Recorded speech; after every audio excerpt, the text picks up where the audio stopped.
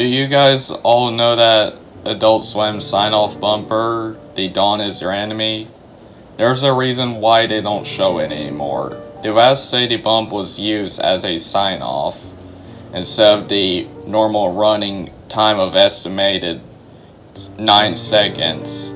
It only ran for an extended period of time until the automated services were overtaken by manual operation.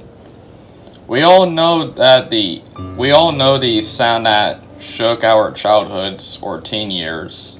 The resonating metal, rumbles, and the sound of metal scraping against metal.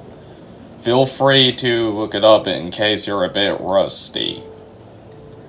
Now, when the audio is cut, it doesn't sound complete. It's not finished, not over. The producers of Adult Swim and Cartoon Network were purposely cutting off the rest of the sound, and for good reason.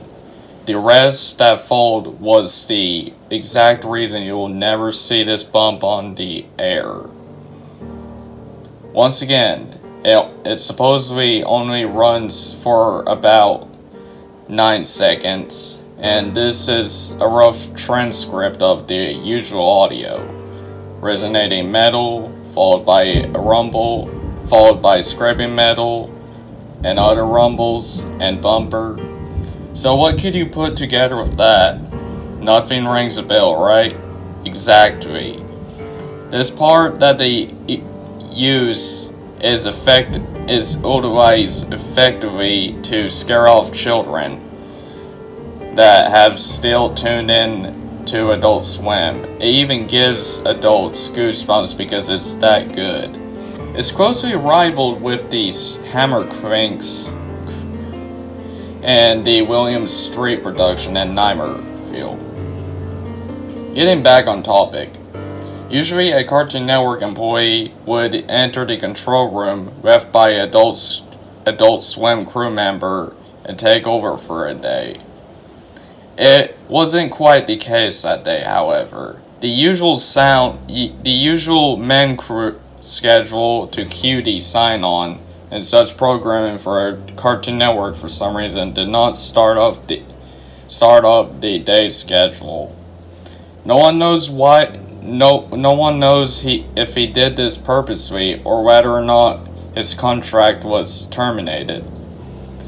This was the least of the problems Cartoon Network had at the time. And what followed the common 9 seconds was an extended 2-minute broadcast of some of the most horrifying audio ever heard on public television. The metals continued to rise, and the scraping continued. Slowly, and uncontrollable sobbing came clearer. Not one person was crying, but a multitude of people were screaming and yelling. As the metal scraped, the crying grew louder. Soon, you could hear the slicing of flesh, the grinding of bones, and the gushing of blood, and the death rattles of people dying. All across the United States, millions of children and adults were being exposed to what sounded like a barbaric mass murder. People were calling in across the country, crying or screaming or begging for it to be turned off. Something kept their eyes attached to the screen and kept them listening to the broadcast. People assumed the control room was finally gone into, and the bump was shut down, ending a traumatic experience no one could undoubtedly forget. And the last few minutes, as the resonating metal grew to an unbearable volume, the channel showed the peaking sun winking at the viewer, and the channel cuts to bars and tones. How was Cartoon Network supposed to cover this up? No one knows their exact tactic to this day. Multiple theories has been thought of, ranging from a preemptive cease and desist to possible news articles to some subliminal viewer hypnosis over the following weeks.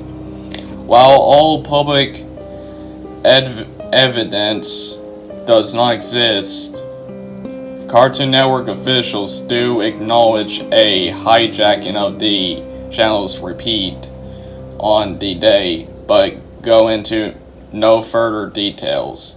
All morning bumps, including the Dawn is Your Enemy, was replaced with the comparable ones from the 1:30